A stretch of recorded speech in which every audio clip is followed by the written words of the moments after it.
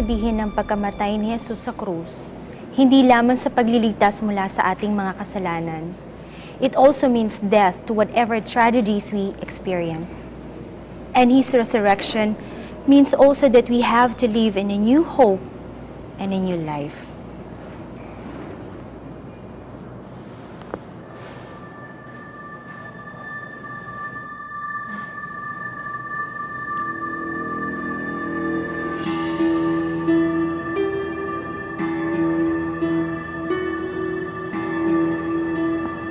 May butterfly bang dumapo sa akin?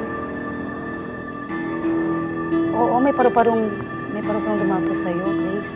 Kaya lang, nakakatakot. Itim kasi.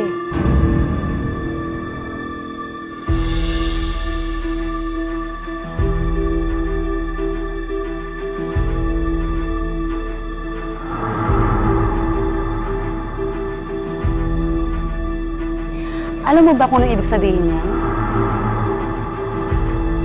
Ano? Sabi kasi ng lola ko, pag dumapo daw sa'yo yung itim na paru-paro, ibig sabihin nun, may mamamatay.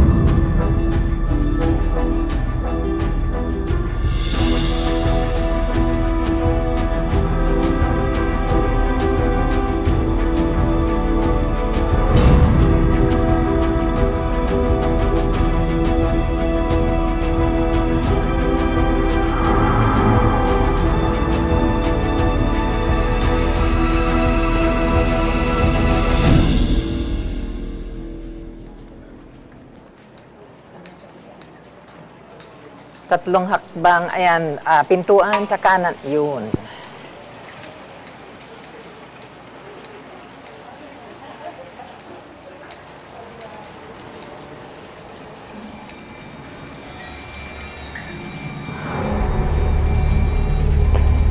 Nak? Bakit? Masama ba pakiramdam mo? Huh? Parang kinabahan lang ako bigla, Nay. Okay. Kalma ka lang. Wala yan.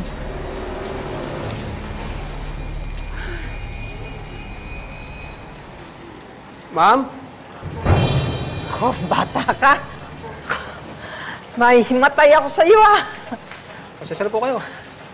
Pinibigay po ni Sister. Pasalubong po, galing Baguio. Talaga? Opo. Naku, maraming salamat. Nag-abala pa siya. Sige po. Salamat, ha. Opo. Grace. Grace, tinan mo, oh. Bigay ni Sister ng laki strawberries. Ayan, oh.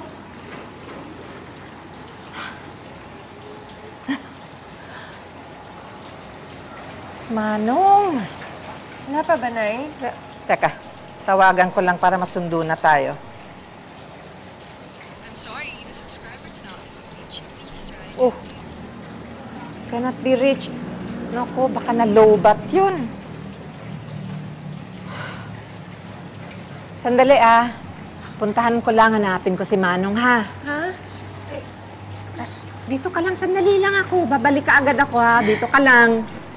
Opo, Nay.